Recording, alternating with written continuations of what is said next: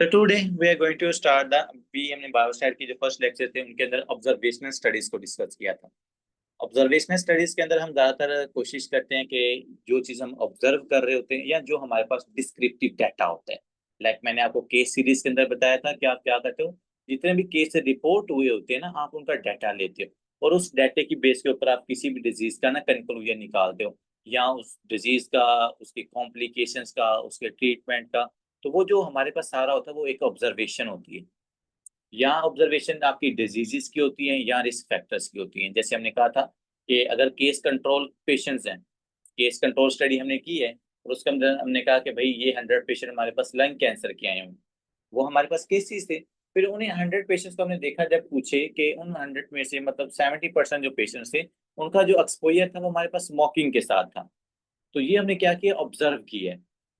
पहले केसेस को देखा, फिर मतलब जैसे मैंने आपको बताया था ना कि आउटकम को आपने एक्सपोजर के साथ रिलेट करना है। सो जब भी आपने आउटकम को एक्सपोजर के साथ रिलेट करना है, that is your case control study, और वो हमारे पास ऑब्जर्वेशनल स्टडी होती है। ठीक है। फिर हमने एक और बात की थी कोहार्ट स्टडी की। कोहार्ट स्टडी के अंदर हमने कहा था कि सर यहाँ पर हम ऑब्जर्व करेंगे कि हमारे पास इस पेशेंट के अंदर क्या होगा कि सबसे पहले हमने उसको एक्सपोजर देखना है कि लेट्स सपोज कि हम एक कम्युनिटी है या हमारे पास 100 पेशेंट्स हैं। उन 100 पेशेंट्स के ऊपर हम उनको क्या करवाते हैं, रेडोन गैस के साथ उनको एक्सपोजर करवाते हैं। ठीक है। फिर रेडोन गैस के साथ एक्सपोजर के बाद हम देखते हैं कि आफ्टर 6 मंथ, आफ्टर 1 ईयर, के रेडोन गैस की वजह से क्या उन लोगों के अंदर ट्रांजिशनल सेल कार्सिनोमा, जो कि आप यूरिनरी ब्लैडर का कार्सिनोमा, वो डेवलप हुआ या नहीं हुआ। सो अगर आप पहले एक्सपोजर और उसके बाद आउटकम को देख रहे होते हैं, इसको हम रिट्रोस्पेक्टिव या प्रोस्पेक्टिव को हार्ट स्टडी कहते हैं। ठीक है। तो यहाँ पर भी आपने क्या किया, ऑब्जर्व किया। अब आपने यहाँ पर ऐसे नहीं किया कि आपने वो 100 पेशेंट लिए, उनको आपने अपने कंट्रोल में रखा, सारी उनका चेक एंड बैलेंस आपने किया, नहीं। आप क्या करें, सिर्फ आपने ऑब्जर्व किया। So that was the observational study. आज हम स्टार्ट करेंगे, that is a therapeutic trial, therapeutic study कह लो, या इसको हम सबसे ज्यादा बेहतर होता है अगर हम इसको एक्सपेरिमेंटल स्टडी कहें, क्योंकि एक्सपेरिमेंटल स्टडी के अंदर ये होता है कि सारी चीजें हमारे कंट्रोल के अंदर होती हैं। सारी चीजें हमारे कंट्रोल के अंदर होती है कि भाई ये मेरे पास प्लेसिबो ग्रुप है, ये मेरे पास कंट्रोल है, या ये मेरे पास क्या है, केसेस हैं। तो हर चीज आपके पास अंडर कंट्रोल होती है। जहां पर अंडर कंट्रोल चीजें होती हैं, आप एक्सपेरिमेंट्स करते हो, ह्यूमंस को इन्वॉल्व करते हो, उनके ऊपर डायरेक्टली आप एक्सपेरिमेंट्स कर रहे होते हैं। So that is called your therapeutic trial और द थेराप्यूटिक स्टडी। ठीक है। क्लिनिकल थेराप्यूटिक ट्रायल, जिसको हम क्या कहते हैं, that is also called the experimental study. और अगर हम एग्जाम पॉइंट ऑफ व्यू से बात करें इस एक्सपेरिमेंटल स्टडी की, तो मैडम इसमें से क्वेश्चंस आने के बहुत ज्यादा चांसेस होते हैं। इसकी जो फेजेस हैं इनमें से क्वेश्चन पूछा जाता है, इवन तो मुझे याद है इसमें से क्वेश्चन आया था। सो एक्सपेरिमेंटल स्टडी को आपने अच्छे से करना। Experimental studies. अब एक्सपेरिमेंटल स्टडी हम करते क्यों हैं, what is the aim of this study. Main जो इसका एम है वो ये है कि हम किसी ट्रीटमेंट को देखना चाहते हैं। लेट्स सपोज हमारे पास एक लेट 50 पेशेंट है, उनको लंग कैंसर है। उसको हम उस पेशेंट को हम कंपेयर करेंगे एक दूसरे ग्रुप के साथ, जिसके अंदर क्या है जी, वहां पर लंग कैंसर नहीं है, और उन दोनों का हम एक्सपोजर करवा देते हैं, किसी स्मोकिंग के साथ एक्सपोजर करवा रहे हैं या किसी और चीज के साथ एक्सपोजर करवा रहे हैं। सो अगर आप एक ट्रीटमेंट को और प्लेसिबो के साथ क्या करे हो, कंपेयर करे, और सारी चीजें आपकी अंडर कंट्रोल है। कितना एक्सपोजर करवाना है, कितने टाइम करवाना है, कितने लोगों का करवाना है, क्या उनसे डाटा एक्सक्लूजन करना है, तो सारी चीजें दोनों ग्रुप्स आपके क्या है, कंट्रोल के अंदर है। सो that is the experimental study. पहली चीज आपने जो इसके अंदर करनी होती है एक्सपेरिमेंटल स्टडी के अंदर, वो आपने क्या करना है, ट्रीटमेंट। और दूसरा आपने क्या लेना है, प्लेसिबो ग्रुप पर। देखो मेरे पास है 100 patients, I have the 100 patients. अब 100 में से मैं क्या करता हूँ, 50% जो है, सॉरी जो 50 लोग हैं उनको मैं क्या करता हूँ, ट्रीट करता हूँ। अब ये जो मेरे पास 100 पेशेंट है, 10 पेशेंट है, कोई ना कोई डिजीज इनके अंदर होगी, मैं यहाँ पर कहता हूँ कि जी इनको गर्ड है। क्या है जी, इनको गर्ड है। और गर्ड वाले पेशेंट के अंदर हम देखना चाहते हैं कि भाई हम एक नई ड्रग है जिसको हम लेट्स सपोज क्या लेते हैं, असिनोप्राजोल। ठीक है। अब हम देखना चाहते हैं कि भाई असिनोप्राजोल कितना इफेक्टिव होती है इन 100 पे, मतलब जो 50 पेशेंट है ना उनको आप ड्रग दोगे, 50 को आप ड्रग नहीं देखो, उनके अंदर भी मतलब कि डिजीज तो उनके अंदर भी है, लेकिन उनको जो हमारी अपनी ड्रग है ना वो हम उनको प्रिस्क्राइब नहीं करेंगे। अब ये जो 50 पेशेंट है इनको आपने क्या किया, ड्रग प्रिस्क्राइब किए, और इन 50 को आपने क्या किया, ड्रग प्रिस्क्राइब नहीं की। सो एक जो चीज है यहाँ पर मैं ट्रीटमेंट, और दूसरा ग्रुप जो प्लेसिबो, यहाँ पर मैं देखना चाहता हूँ कि भाई जो मैंने नई ड्रग मतलब कि डिस्कवर की है, क्या वो वाकई गर्ड वाले पेशेंट्स के लिए इफेक्टिव है या नहीं है। ठीक है, तो एक तो हमारा ये इसका मकसद होता है कि जो भी हम नई ड्रग लेते हैं, हम उसको देखना चाहते हैं कि भाई वो अफेक्ट करती है डिजीज वाले पेशेंट के अंदर या नहीं करती, ये आपका पहला मकसद होता है। ठीक है, दूसरा मकसद ये होता है कि यहाँ पर हम ड्रग को स्टैंडर्ड ड्रग के साथ कंपेयर करते हैं। मतलब इसको हम कहते हैं कि ट्रीटमेंट को ट्रीटमेंट के साथ हमने क्या करना है, कंपेयर करना है। सो यहाँ पर हम दोबारा फिर लेते हैं 200 पेशेंट्स। अब ये जो 200 पेशेंट्स है ना, ये हमारे पास हम लगा लेते हैं जी इनको, फीमेल्स हैं और इनको ब्रेस्ट कार्सिनोम है, और इनके अंदर भी हम क्या करें, 100 यहाँ पर लेते हैं और 100 यहाँ पर लेते हैं। अब इन दोनों का ट्रीटमेंट हो रहा है डॉक्टर साहब, इसका भी ट्रीटमेंट हो रहा है और इसका भी ट्रीटमेंट हो रहा है, लेकिन दोनों में डिफरेंस ये है कि यहाँ पर जो ट्रीटमेंट हो रहा है वो मेरे पास न्यू ड्रग से हो रहा है। लेट्स सपोज ब्रेस्ट कार्सिनोमा, एक के अंदर मैं उसको टेम्सोलोसिन से ट्रीट कर रहा हूँ, एक के अंदर मैं उसको रिटॉक्सीमैब से कर रहा हूँ। ठीक है, अब जो स्टैंडर्ड पहले ड्रग थी हमारे पास ब्रेस्ट कैंसर के लिए, वो मैं एग्जांपल दे रहा हूँ, जस्ट टिमोक्सिफिन है, पहले हम यही इस्तेमाल करते थे, लेकिन अब मैंने नई डिस्कवर किया रिटॉक्सीमैब। तो मैं देखना चाहता हूँ कि जो पहले ड्रग टिमोक्सिफिन यूज किए हैं हमने, कि उसके कंपैरिजन के अंदर जो रिटॉक्सीमैब ड्रग हमने नई डिस्कवर की है, ये ज्यादा इफेक्टिव है या प्रीवियस वाली ज्यादा इफेक्टिव थी। सो ट्रीटमेंट को ट्रीटमेंट के साथ कंपेयर करके भी आप कर सकते हैं। मतलब हम ये पता हमें चल सकता है कि भाई जो नई ड्रग हमारे पास डिस्कवर की है या हमने मैन्युफैक्चर की है, वो ज्यादा इफेक्टिव है या नहीं है, by the help of experimental study. So पहले तो हमने देख लिया कि भाई ड्रग कितनी इफेक्टिव है किसी भी डिजीज के लिए, फिर हमने उसको कंपेयर किया है जो पहले से हम स्टैंडर्ड ड्रग को इस्तेमाल कर रहे थे। तो इसलिए आपको पता है ना, ज्यादातर हमारे पास आजकल ज्यादा रिसर्च किस चीज के ऊपर हो गया, मेडिसिन के ऊपर, कि हम हर डिजीज के लिए क्या करें, एक अच्छी मेडिसिन डिस्कवर करें। देखना अभी बहुत सारी डिजीज हैं जिनका ट्रीटमेंट ही नहीं है।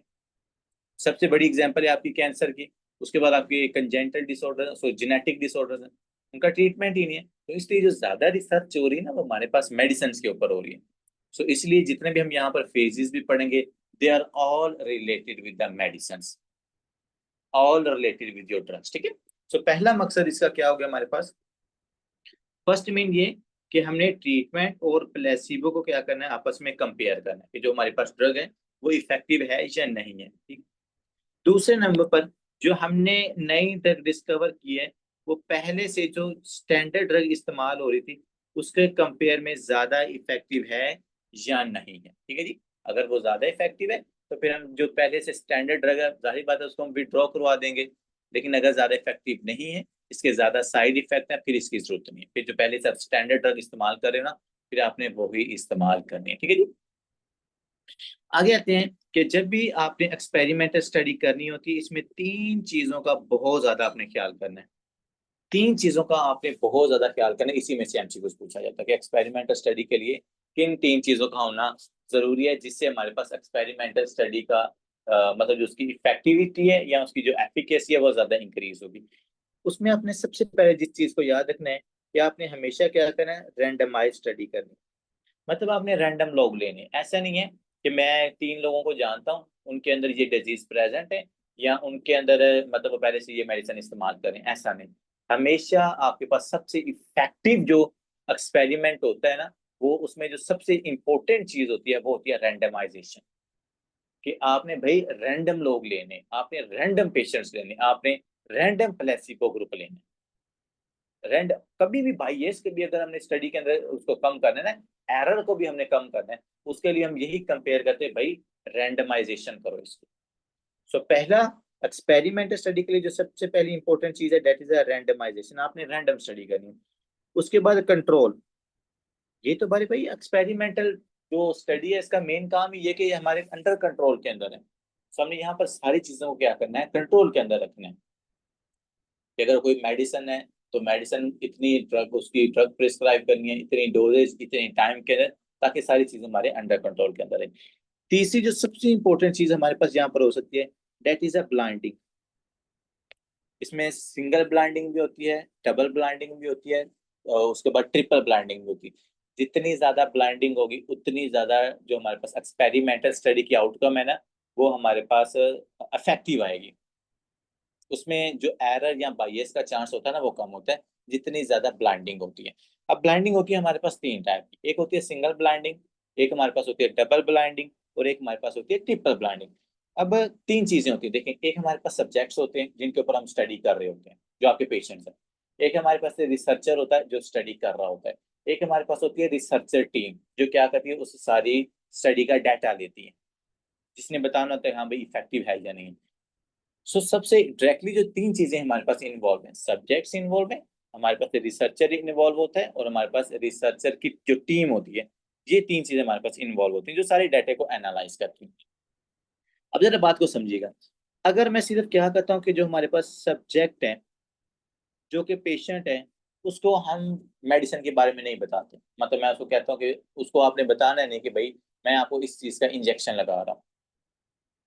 सो सबसे पहले अगर हम सब्जेक्ट को ब्लाइंड रखते हैं, इसको हम कहते हैं सिंगल ब्लाइंडिंग, कि उसको पता ही नहीं है कि वो उस पेशेंट को मतलब हमने खाली इंजेक्शन लगाया है या उस पेशेंट को हमने रिटॉक्सीमैब का इंजेक्शन लगाया है। क्योंकि अगर हम लेट्स सपोज हमने उसको बता ही दिया कि भाई आपको हमने मेडिसिन का इंजेक्शन लगाया, सो हो सकता है वो डाटा ही हमें गलत दे, वो आपको बताए जी डॉक्टर साहब मुझे अब एब्डोमिनल पेन नहीं होती, पहले होती थी अब नहीं होती, क्योंकि उसको लग रहा है कि उसको मेडिसिन लग रही है। समझ रहे हैं? या वो कहता है जी अब मैं आगे से ज्यादा बेहतर हूं, मुझे फटीग नहीं होती, थकावट नहीं है, मुझे हेडेक नहीं होती। सो इसलिए आपने जो पहला काम करना है वो सिंगल ब्लाइंडिंग करनी है, भाई सब्जेक्ट को बताना ही नहीं। इससे हमारे पास एरर का चांस कम हो जाएगा। दूसरी हमारे पास होती है डबल ब्लाइंडिंग, जो कि सबसे ज्यादा सजेस्टेड होती है कि आप डबल ब्लाइंडिंग स्टडी करो, वो ज्यादा अच्छी है। उसका फायदा क्या है कि हमारे पास जो रिसर्चर है भाई, हमने रिसर्चर को ही नहीं बताना कि कौन सी ड्रग है और कौन सी ड्रग नहीं है। समझ रहे हो ना, हमारे पास डिफरेंट डोजेज वाली लेट्स सपोज आपके पास सीरप्स हैं, हमने नहीं बताना कि भाई ये वाला जो सिरप है इसके अंदर ये वाले केमिकल्स हैं जिनको हम मतलब चेक करना चाह रहे हैं, और ये वाला वो वाला सिरप है जिसको हम चेक नहीं करना चाह रहे, वो दोनों ऑलमोस्ट हैं सिमिलर ही हैं। सो अगर रिसर्चर को पता चल गया कि भाई इस पेशेंट को मेडिसिन लग रही है, इस पेशेंट को मेडिसिन नहीं लग रही, ये प्लेसिबो ग्रुप है, तो उससे भी क्या आ सकता है, एरर आ सकता है कि उसको ऑलरेडी पता होगा भाई इसको मेडिसिन लग रही है, ये वाला जो ग्रुप है वो ज्यादा इफेक्ट शो करेगा।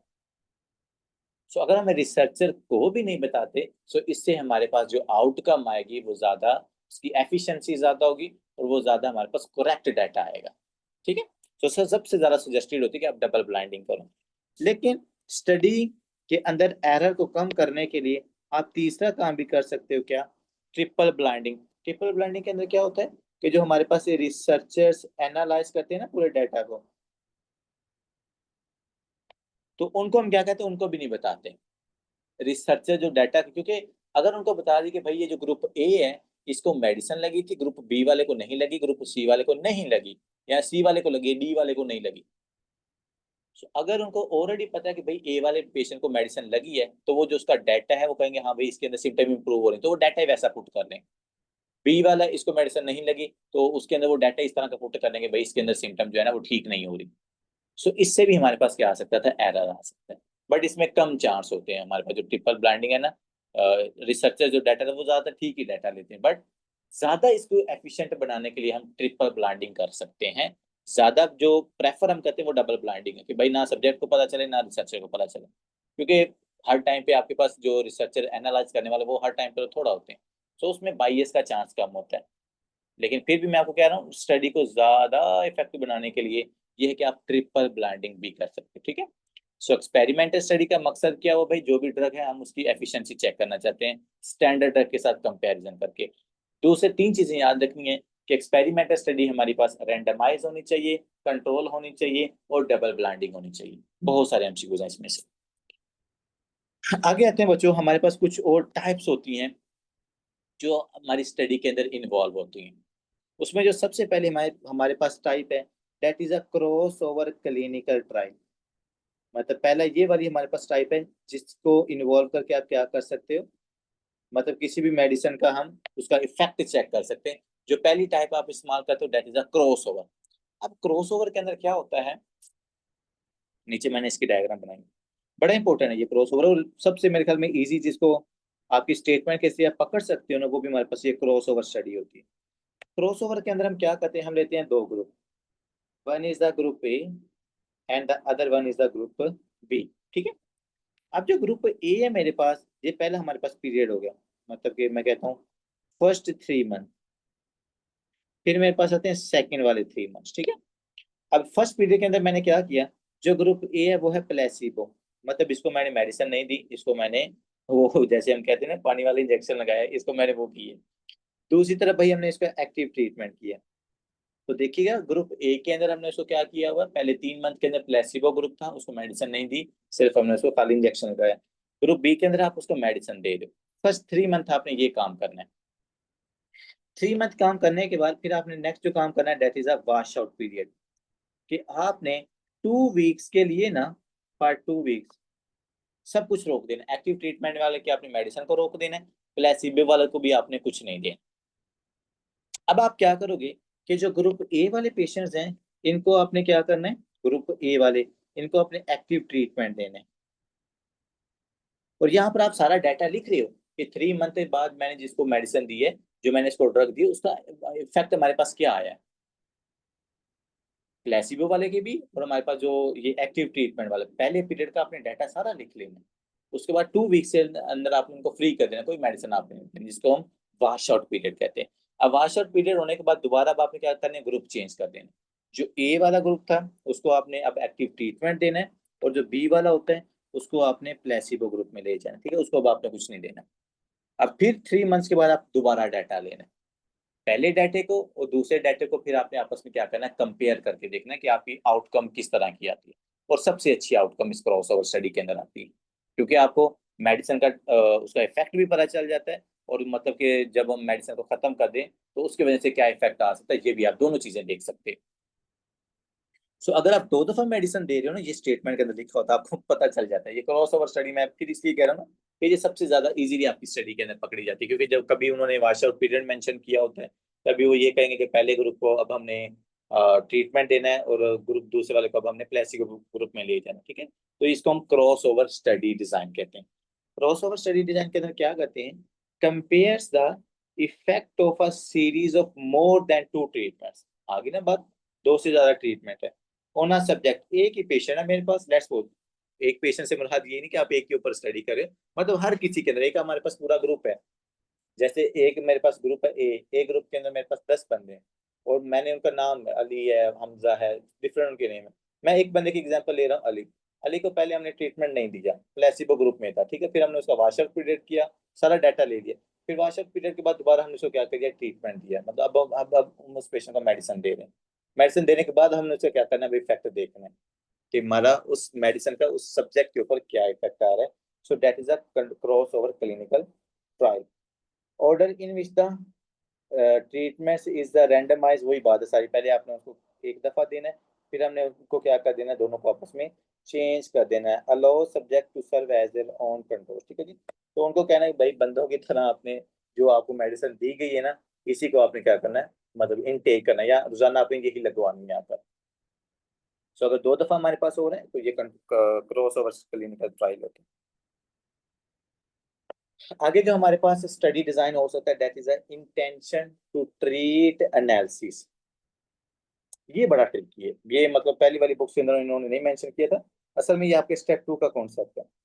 ये जो इंटेंशन टू ट्रीट एनालिसिस या एज ट्रीटेड एनालिसिस, या हमारे पास क्या पर प्रोटोकॉल एनालिसिस, होता क्या है ये वाला हमारे पास जो इंटेंशन टू ट्रीट एनालिसिस। देखो आप स्टडी कर रहे हो, स्टडी के बाद हमने जो एनालिसिस करना उसकी ये डिफरेंट टाइप्स होती हैं।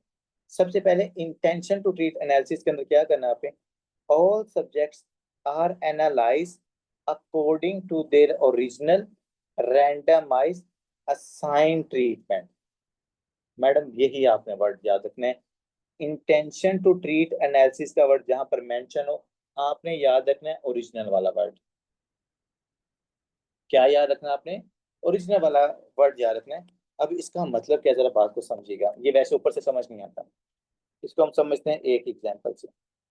इंटेंशन टू ट्रीट एनालिसिस की एनालिसिस का क्या मतलब है। हमारे पास थे जी 2 ग्रुप्स, एक मेरे पास है ग्रुप ए और एक मेरे पास क्या है, प्लेसिबो ग्रुप। अब आपको पता है ग्रुप ए वाले को मोस्टली हम इसको ट्रीटमेंट दे रहे हैं। अब 100 पेशेंट्स यहाँ पर हैं और 100 ही यहाँ पर है, ठीक है जी। अब ये वाला जो ग्रुप ए है ना, इसको हम क्या कर रहे हैं, मेडिसिन दे रहे हैं। और जो ग्रुप बी है प्लेसिबो, उसमें आपको पता है मेडिसिन उसको नहीं देते होते। अब इंटेंशन टू ट्रीट एनालिसिस से क्या मतलब है कि अगर मेरे पास 100 पेशेंट यहाँ पर है, जो इस ग्रुप के अंदर है, ग्रुप ए वाले, ग्रुप क्या करें, ए वाले जो पेशेंट्स हैं, अगर मैं जब आफ्टर 6 मंथ इनको मैं एनालिसिस कर रहा हूँ, इनका डाटा, आफ्टर 6 मंथ 1 ईयर, जब भी आप इनका डाटा एनालाइज करोगे, तो आपने क्या करना है, इंटेंशन टू ट्रीट एनालिसिस का मतलब ये है कि अगर मेरे पास जो पेशेंट ग्रुप ए के अंदर थे, हमने उनको ग्रुप ए वाला ही कंसीडर करना है। जो ग्रुप प्लेसिबो वाले हैं, हमने उनको प्लेसिबो वाले ही क्या करना है, कंसीडर करना है। अब आप कहेंगे sir why we are so messy about this concept. इसलिए हम इसलिए इसके ऊपर इतना ज्यादा एम्फेसाइज करें, क्योंकि देखो, जो कुछ पेशेंट्स होते हैं वो मेडिसिन लेना छोड़ देते हैं, सो वो ग्रुप ए से वो प्लेसिबो में इंक्लूड हो जाते हैं। सो जो कुछ होते हैं वो मेडिसिन लेना शुरू कर देते हैं, तो मतलब वो प्लेसिबो से ग्रुप ए के अंदर इंक्लूड हो सकते हैं। लेकिन अगर मैं इंटेंशन टू ट्रीट एनालिसिस ये वाला स्टडी डिजाइन कर रहा हूँ या ये वाला एनालिसिस कर रहा हूँ ना, सो उसके अंदर मैंने कहना भाई नहीं, जो आपका पहला ग्रुप था वही ग्रुप के अंदर मैंने आपको एनालाइज करना है। आपको जरा समझिएगा, मेरे पास एक अली है, अली को मैंने क्या किया है जी, इसको हमने मेडिसिन दी है, ठीक है जी। लेकिन अली साहब क्या करें, 3 मंथ के बाद अली साहब ने मेडिसिन लेना छोड़ दिए, या उन्होंने आके ड्रग लेना छोड़ दिए। अब जब वो मेडिसिन लेना छोड़ेगा, तो वो हमारे पास कौन से ग्रुप में चला गया, वो तो प्लेसिबो ग्रुप के अंदर ऐड हो गया ना, क्योंकि वो मेडिसिन नहीं ले रहा। इसी तरह यहाँ पर एक डॉक्टर हमजा है, या मतलब पेशेंट हमजा है, वो पहले नहीं ले रहे थे, कोई मेडिसिन वगैरह नहीं लग रहा था। लेकिन उन्होंने कहा नहीं डॉक्टर साहब, मैंने क्या करना है, मुझे वो वाला इंजेक्शन लगाओ, वो जो ब्लैक वाला इंजेक्शन है ना, मुझे वो वाला लगाओ। सो वो जो ब्लैक वाला इंजेक्शन था वो क्या था, वो मेडिसिन थी। अब ये जो हमजा साहब हैं, इन्होंने मेडिसिन लेना शुरू कर दिया। सो ये कौन से ग्रुप में इंक्लूड हो गए, ग्रुप ए के अंदर हो गए। तो यहाँ पर ग्रुप इनके चेंज हो रहे हैं, लेकिन इंटेंशन टू ट्रीट एनालिसिस ये कहता है कि भाई, अगर डॉक्टर हमजा पहले प्लेसिबो ग्रुप के अंदर थे, तो हमने प्लेसिबो ग्रुप के अंदर ही इसको ऐड करना है, उसी के हिसाब से हमने इसका डाटा देखना है। अगर डॉक्टर अली पहले ग्रुप ए के अंदर थे, चाहे बाद में प्लेसिबो में चले गए, हमने ग्रुप ए के अंदर ही इसको इंक्लूड करना है। हमने उन्हीं पेशेंट्स के अंदर इंक्लूड करना है जो क्या करते हैं, जो मेडिसिन ले रहे थे। सो इस तरह जो ग्रुप चेंज भी करने हैं हमारे पास पेशेंट्स, तो हमने उनको पहले ही ग्रुप के अंदर एनालिसिस करना है। इसको हम कहते हैं इंटेंशन टू ट्रीट एनालिसिस। अब जरा इस लाइन को आप समझिएगा, all subjects are analysed according to their original, आता समझ आ रही, according to their original randomly assigned treatment. तो भाई जो पहले हमने ओरिजिनली आपको ग्रुप दिया था ना, उसके हिसाब से हमने आपको क्या करना है, एनालाइज करना है। नो वन इज एक्सक्लूडेड, किसी को हमने नहीं निकालना है। रैंडमाइज करना है स्टडी को, ऑलवेज हमेशा इसको स्टडी मतलब उसका एनालिसिस जरूर करना है। Attempts to avoid bias from attrition, crossover and the non-randomization, but may dilute to true effects of the intervention, ठीक है जी। सो कह रहे हैं भाई आपने कोशिश करनी है बायस, एट्रिशन वाला बायस या क्रॉस ओवर वाला है, ये बायस से आपने बचाने के लिए हम इंटेंशन टू ट्रीट एनालिसिस कर रहे हैं। अब देखो ना, मेरी बात सुनिए हमारे, क्रॉस ओवर का क्या मतलब है, कि पहले मेडिसिन ले रहा था, बाद में नहीं दिया, तो वो एक ग्रुप से कहाँ पे चला गया, दूसरे ग्रुप के अंदर चला गया। सो इस चीज को बचाने के लिए कि भाई तू दूसरे ग्रुप के अंदर ना जा, तो हम उसको क्या करते हैं, पहले ही ग्रुप के अंदर उसको एनालाइज करते हैं। So that is a intention to treat analysis type. ये बड़ा इंपॉर्टेंट क्वेश्चन है, ये मतलब ना पकड़ा नहीं जाता जाता, मैं आपको ऑनेस्टली बता रहा हूँ। ये जो दो तीन है ना, ये पकड़े नहीं जाते। फिर इस तरह ना, इसको जब हम एग्जाम्पल के जरिए कर लेते हैं ना, क्योंकि यहाँ पर तो जो लाइनें लिखी ये नहीं हमें समझ आने वाली। तो अगर एग्जाम्पल के जरिए हम करेंगे ना, तो ज्यादा आपको अच्छे से समझ आएगी। अब आपको समझ आ जाएगी, पहले मेडिसिन ले रहा था फिर नहीं ली, लेकिन जो मैंने स्टडी करनी वो ओरिजिनल ग्रुप से करनी, इसलिए मैंने आपको कहा था सिर्फ इंटेंशन टू ट्रीट एनालिसिस के अंदर आपने ओरिजिनल का वर्ड याद रखना। आगे आते हैं एज ट्रीटेड एनालिसिस, ये भी बड़ा इंटरेस्टिंग है। एज ट्रीटेड एनालिसिस के अंदर क्या होता है, all subjects are analyse according to the treatment they actually received क्या है, all subjects are analyse according to the treatment they actually received. अब ये यहाँ पर चेंज हो गया। चेंज कैसे हुआ कि जो वो चीजें ले रहे हैं, जो वो रिसीव कर रहे हैं, रिसीव कैसे है डॉक्टर साहब, कि पहले जो मेरे पास अली है ना, अली पहले ग्रुप ए में था, अब अली साहब कहाँ पर चले गए, प्लेसिबो ग्रुप के अंदर। तो वो रिसीव क्या कर रहा है, he is receiving nothing, so he included into the placebo group. Hamza साहब क्या करें, हमजा साहब ने पहले कुछ भी नहीं, कोई मेडिसिन नहीं ली, लेकिन हमजा साहब ग्रुप ए में चले गए, वहां पर इनको मेडिसिन लेना शुरू हो गया। तो जब मेडिसिन वो लेंगे, वो जो चीजें रिसीव कर रहे हैं ना, उसको जब आप स्टडी करोगे ना, तो वो मेरे पास ये आएगी कौन सी, दैट इज एज ट्रीटेड, कि जैसे हम उसको ट्रीट कर रहे हैं। यहाँ पर ओरिजिनल ग्रुप वाली नहीं आती, ये वाली जो एनालिसिस होती है, वो हमारे पास क्या है, इंटेंशन टू ट्रीट एनालिसिस है। ये आपसे पूछते हैं कि हाँ भाई कौन सा एनालिसिस आप कर रहे हो, इंटेंशन टू ट्रीट एनालिसिस कर रहे हो या एज ट्रीटेड एनालिसिस कर रहे हो। तो आपने कहना भाई मैं एज ट्रीटेड एनालिसिस करूंगा या मैं इंटेंशन टू ट्रीट एनालिसिस करूंगा। वैसे जो ज्यादा बेहतर है ना, वो इंटेंशन टू ट्रीट एनालिसिस है, क्योंकि जो ओरिजिनल ग्रुप है उसी के हिसाब से स्टडी करनी चाहिए। सो लेकिन अगर आप अपनी टाइप चेंज भी कर सकते हो, जिसके अंदर एज ट्रीटेड एनालिसिस है कि जो चीज वो रिसीव कर रहा है ना, उसके अकॉर्डिंग देखो। हमजा साहब पहले ग्रुप कहाँ पे थे, प्लेसिबो में, वो ग्रुप ए में चले गया, अब मैंने उसको ग्रुप ए में ही स्टडी करना, मैंने कहा भाई अब मैं तुझे यहीं पर ही स्टडी करूंगा। So that is called the as treated analysis. ठीक है, I hope you get my point. अब आ गया जी सबसे इजी वाला, वो कौन सा जी, पर प्रोटोकॉल एनालिसिस। पर प्रोटोकॉल एनालिसिस के अंदर क्या होता है कि जो हमारे पास पेशेंट रह गया ना, मतलब आपको पता है ना कि अगर मैंने 70 ईयर्स के बंदे लिए, कोई 500 पेशेंट लिए, और मैं उनके अंदर लंग कैंसर को देख रहा हूँ, और मैंने स्टडी करनी है 5 साल। अब मेरी स्टडी के दौरान हो सकता है बहुत सारे पेशेंट्स की डेथ भी होगी हो। सो जिनकी डेथ होगी है ना, जिनकी डेथ होगी, हमने उसको क्या कर देना, एक्सक्लूड कर देना। और जिनको एक्सक्लूड करके आप स्टडी करते हैं ना, उसको हम पर प्रोटोकॉल एनालिसिस कहते हैं। समझिएगा जरा, subjects who fail to complete treatment as originally randomly assigned are excluded. ठीक है जी, मतलब कि पहले 500 बंदा था, उसमें से 50 बंदों की डेथ हो गई है। सो मैंने जो 50 की डेथ होगी ना, इनको मैंने एक्सक्लूड कर देना है। जो मेरे पास 450 का डाटा है, उसी को मैंने क्या करना है, स्टडी करना। अगर आप इस तरह स्टडी करोगे, इसको हम पर प्रोटोकॉल एनालिसिस कहते हैं। अगर आप इस तरह एनालिसिस करोगे तो उसको पर प्रोटोकॉल एनालिसिस हम कहते होते हैं। ठीक है, सो इस तरह काइंडली क्रॉस ओवर समझ आ गया, इंटेंशन टू ट्रीट एनालिसिस समझ आ गया कि भाई जो ग्रुप उनके ओरिजिनली है वही है। एज ट्रीटेड एनालिसिस के अंदर समझ आ गया कि भाई जो रिसीव कर रहा है, अगर मैं उसके अंदर उसको एनालिसिस करता हूँ तो वो एज ट्रीटेड एनालिसिस है। पर प्रोटोकॉल एनालिसिस क्या मतलब है, अगर भाई जिनकी डेथ हो गई है, जो हमारे पास fail to complete the trial, उनको हमने एक्सक्लूड कर देना। कि पहले 500 बंदा था, 10 बंदों की डेथ होगी, 10 बंदों को निमोनिया हो गया, 10 बंदों को यूटीआई हो गया, 10 बंदों को हॉस्पिटल एक्वायर्ड निमोनिया होगा, हम उनको निकालते गए हैं। जिनको आपको निकाल गए उनको आपने डाटे में इंक्लूड नहीं करना। इसको हम पर प्रोटोकॉल एनालिसिस कहते हो। ठीक है जी, अब यहाँ पर एक छोटी सी चीज है जिसको हम ऑफ लेबल ड्रग यूज कहते हैं। ऑफ लेबल ड्रग ट्रीटमेंट एक हमारे पास होती है ओपन लेबल, एक हमारे पास होती है ऑफ लेबल। ओपन लेबल का तो आप सबको पता है कि जो लेबल लेट्स सपोज सेफ्ट्रेक्सोन है, किस लिए इस्तेमाल हो रही है, निमोनिया के लिए, तो ये हमारे पास क्या है, ये ऑन लेबल है कि जिस काम के लिए वो मेडिसिन बनी उसी के लिए इस्तेमाल होगी। लेकिन अगर मेडिसिन किसी और डिजीज की है, इस्तेमाल कहीं और पर होगी, जो कि पाकिस्तान में तो बहुत कॉमन है। पाकिस्तान के अंदर तो बहुत कम, पाकिस्तान में तो आपको पता है जीआईटी के अंदर जो भी मसला होना है, जानी सिप्रोफ्लॉक्सिसिन नोविडेट ही है, समझ रहे। यहाँ अगर पेशेंट के अंदर रिस्पायरेटरी सिम्टम्स आ रही हैं, तो आपको पता है कि अजिथ्रो ही जानी है। सो ये है कि हम उनका जिस काम के लिए वो बनी होती है, अगर वो उसके लिए इस्तेमाल ना कर रहे हो, तो उसको हम ऑफ लेबल ड्रग यूज कहते हैं। बहुत सारी मेडिसिन है वैसे, वो ऑफ लेबल जो ड्रग यूज है काफी जगह पर हेल्पफुल भी है। होता क्या है, जरा बात को समझिएगा।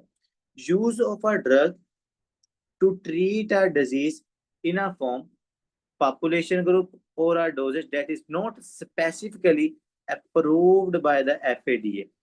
मतलब कि भाई FDA ने ये नहीं कहा कि हमारे पास जो कार्बामेजापिन ड्रग है जो कि एंटी कन्वल्सेंट है, ये जो कार्बामेजापिन है आप इसको न्यूरोपैथिक पेन के लिए इस्तेमाल कर लो, या आप इसके लिए ना न्यूरल्जिया के लिए, आप इसको न्यूरल्जिया के लिए इस्तेमाल कर लो। उन्होंने ऐसा नहीं कहा। उन्होंने कहा भाई अगर आप एरिपिप्राजोल कार्बामेजिपिन जो है ना वो ओरिजिनली एंटी कन्वल्सेंट ड्रग है, आप एपिलेप्सी के अंदर इस्तेमाल करो, लेकिन मैं कार्बामेजिपिन को न्यूरोपैथिक के तौर पर इस्तेमाल कर रहा हूँ, बनी वो किसी और के लिए, मैं उसको किसी और मकसद के लिए इस्तेमाल कर रहा हूँ। इसको हम कहते हैं that is a off label drug usage. Reason for off label use include treatment of a illness with no approved pharmacological or exploring the alternative treatment after failure of the approved option। मतलब वो कह रहे हैं कि some time of label जो drug use है हमें इसका फायदा भी होता है कि जो ड्रग उस डिजीज के लिए बनी होती है ना, जब वो काम नहीं कर रही होती तो फिर हमें ऑफ लेबल इस्तेमाल करनी पड़ती है भाई, समझ रहे? तो इसका सम टाइम हमें फायदा भी होता है।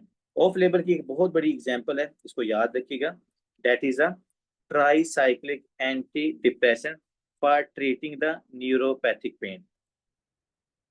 ट्राईसाइक वही है ये हमारे पास इसके अंदर आती है, जो ट्राईसाइक्लिक एंटी डिप्रेशन जो ड्रग्स है ना वो ये न्यूरोपैथिक क्रॉनिक पेन के अंदर ना ये वाली मेडिसिन इस्तेमाल होती है। ठीक है जी, बहुत सारी लंबी क्लासेस हैं ट्राईसाइक्लिक एंटी डिप्रेशन के अंदर। सो ये चीज आपने जैसे मैंने आपको वो कार्बामेजिपिन वाली एग्जांपल दी है, इसी तरह वो गाबापेंटीन है जो वो भी ये न्यूरोपैथिक पेन के लिए इस्तेमाल हो रही है। सो ये आपने ऑफ लेबल ड्रग इनको हम कहते हैं। लेकिन अब हमारे पास आते हैं जो हमारा मेन टॉपिक है जिसमें से बहुत कॉमनली एमसीक्यूज आते हैं, that is a phases of clinical trial. चलिए पहले मैं आपकी ना फर्स्ट ईयर से पढ़ाता हूँ फिर आपको यूवर्ड से पढ़ाता हूँ। Phases of the clinical trial कि भाई अगर आपने ट्रायल करना है ना तो उसकी हमारे पास क्या है, कोई भी ड्रग आपने उसको ट्रायल करना है उसका, तो उसके लिए आपको क्या करना पड़ेगा, डिफरेंट फेजेस से गुजरना पड़ेगा। मैडम इन फेजेस में से क्वेश्चन आपको आता है, चाहे वो आपको एमबीएमई के अंदर है चाहे वो आपको एग्जाम के अंदर है, लेकिन इनमें से एमसीक्यू आता है इसलिए आपने इनको अच्छे से याद करना है। हमारे पास फेजेस होती हैं टोटल कितनी है जी, 5 फेजेस होती हैं। सबसे पहले कौन सी है, फेज 0, 10 हुई है, वो बहुत आसान है, ये फेज 1 है, फिर फेज 2 है, फिर फेज 3 है। किसी भी ड्रग को एफएडीए से प्रूव करवाने के लिए आपको एट लीस्ट फेज 3 तक ड्रग को लेके जाना पड़ेगा।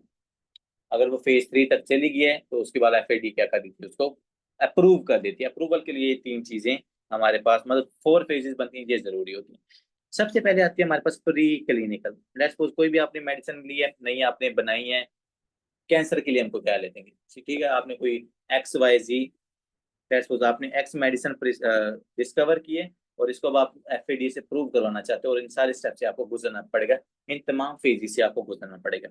सो जो सबसे पहली फेज है that is a pre clinical. अब प्री क्लिनिकल के अंदर क्या होता है, आप यहाँ पर जो आपने ड्रग डिस्कवर किया या आपने मैन्युफैक्चर किया है उसको आपने क्या करना है, लैब्स के अंदर और आपने नॉन ह्यूमंस के अंदर, मतलब नॉन ह्यूमन से मुराद ये है कि आप यहाँ पर एनिमल्स के ऊपर करो, आप डॉग्स के ऊपर करो, आप कैट्स के ऊपर करो। सो अगर आप एक्सपेरिमेंट ड्रग के डॉग्स कैट्स या लैब्स के अंदर कर रहे हो, इसको हम क्या कहते हैं, that is a pre clinical trial. अब शायद इसका तो बहुत ये जो फेजेस है ये तो शायद बहुत सारे मेडिकल स्टूडेंट को वैसे भी याद होती है, क्योंकि कोरोना के अंदर हमने ये सारी चीजें देखी हुई हैं कि अगर कोई नई वैक्सीन आ रही है वो अभी मेरे पास प्री क्लिनिकल फेज में, अभी वो फेज 1 के अंदर है, वो फेज 2 से रिजेक्ट हो गई है, वो फेज 3 से रिजेक्ट हो गई है, किस तरह होती है वो ये आपने यहाँ देखनी है। ठीक है, सो प्री क्लिनिकल के अंदर आपने देखना है कि भाई जो मैं ड्रग दे रहा हूँ वो मैंने ह्यूमंस के ऊपर अभी उसको अप्लाई नहीं करना है, मैं पहले एनिमल्स के अंदर उसकी स्टडी करूंगा, पहले मैं लैब्स के अंदर करूंगा। अब एनिमल्स के अंदर कोई साइड इफेक्ट्स नहीं आए, लैब्स के अंदर भी हमारे पास सेफ जोन के अंदर थी, फिर आपने आना इसकी फेज 0 के ऊपर। फेज 0 आपने में आपने चेक क्या करना है, सबसे पहले इन्होंने यहाँ पर निमोनिक लिखा हुआ है, can I swim. So can I swim का जो आई है, आई का मतलब क्या है कि भाई हमने यहाँ पर इनिशिएट कर लिया ड्रग। किसी भी ड्रग को जब आपने, वैसे भी आप जब फार्मा पढ़ते हो तो आप जनरल फार्मा के अंदर सबसे पहले क्या पढ़ते हो, फार्माकोनेटिक्स एंड द ये फार्माकोडायनेमिक्स, कि भाई ड्रग का बॉडी के ऊपर क्या इफेक्ट है और बॉडी का ड्रग के ऊपर क्या इफेक्ट है।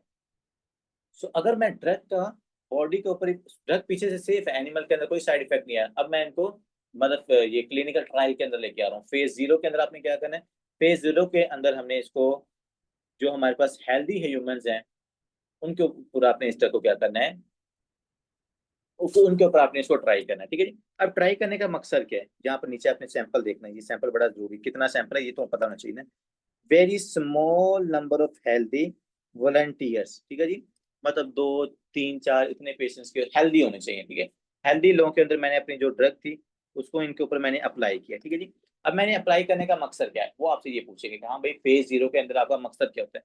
फेज 0 के अंदर मेरा मकसद होता है डोजिंग को देखना, कि मैं यहाँ पर थोड़ी थोड़ी डोज देके, क्योंकि ना अभी आपने डोज देके देखा तो नहीं, आप यहाँ पर लेट्स सपोज अजिथ्रोमाइसिन 250 mg होती है, लेट्स मैं अभी इसको 100 mg दे रहा हूँ। फेज 0 के अंदर मैं माइक्रो डोजिंग देता हूँ, और पेशेंट के अंदर हम ड्रग का फार्माकोनेटिक्स एंड द फार्माकोडायनेमिक्स ये चेक करते हैं। यहाँ पर डोजेज माइक्रो, जहाँ पर ज्यादा डोज नहीं ऐड नहीं करती ज्यादा डोज। स्मॉल डोजेस के अंदर अगर आप एक्सपेरिमेंट कर रहे हो ना हेल्दी ह्यूमंस के अंदर, ये फेज 0 होती है। जहां पर ये हमारे पास माइक्रो डोजिंग, क्योंकि फार्माकोनेटिक्स जो डायनामिक्स है ना, ये फेज 1 के अंदर भी हम देखते हैं। लेकिन जो माइक्रो डोजिंग है, लेस डोजेज जो हम चेक कर रहे हैं ना, वो हम फेज 0 के अंदर ही करते हैं। ठीक है जी। आगे आते हैं फेज 1। ये वैसे पहले वाली बुक के अंदर फेज 0 नहीं थे, अभी ऐड हुई है। फेज 1 है, ये मेन चीज है। फेज 1 2 3 4 इनमें से आपको क्वेश्चन आएगा। फेज 1 के अंदर आपने क्या करना है, सेफ्टी चेक करनी है अपनी तरफ की। ठीक है, सेफ्टी चेक करने के लिए मुझे क्या चाहिए, हेल्दी नंबर ऑफ ह्यूमंस। यहाँ पर देखो ना 3 है, मतलब आप लगा लो कि 20 25 बंदे। Small number of the healthy volunteers. यहाँ पर आपने वर्ड याद रखना है हेल्दी का, कि फेज 1 के अंदर आपने हेल्दी लेने हैं। या अगर आप डिजीज ऑफ इंटरेस्ट वाली ले भी रहे हो ना, तो उनके अंदर वो ड्रग, उससे डिजीज की ज्यादा सिम्टम नहीं होनी चाहिए। डिजीज की फेजेस होती है ना, माइल्ड मॉडरेट और सीवियर। सो अगर आप फेज 1 के अंदर डिजीज ऑफ इंटरेस्ट वाले पेशेंट ले रहे हो ना, तो आपने माइल्ड वाले लेने। बेहतर यही होता है कि हम हेल्दी पेशेंट को यहाँ पर लेते हैं। फेज 1 के अंदर आपने प्रेफर करना है हेल्दी पेशेंट्स को लेना। और मैं फेज 1 के अंदर देखता क्या हूँ, safety assessment via dose escalation. यहाँ पर बच्चों आपने मैक्सिमम डोज देनी, मतलब कि अजिथ्रोमाइसिन है ना, तो मैं इसकी 500 mg डोजेज दे के देख रहा हूँ कि भाई पेशेंट के अंदर इफेक्ट क्या आ रहा है और पेशेंट के अंदर साइड इफेक्ट्स क्या आ रहे हैं। जब भी डोजेज इंक्रीज या डोजेज मेंशन की जाए या डोजेज इंक्रीज लिखी जाए, आपने फेज 1 नहीं लगाना।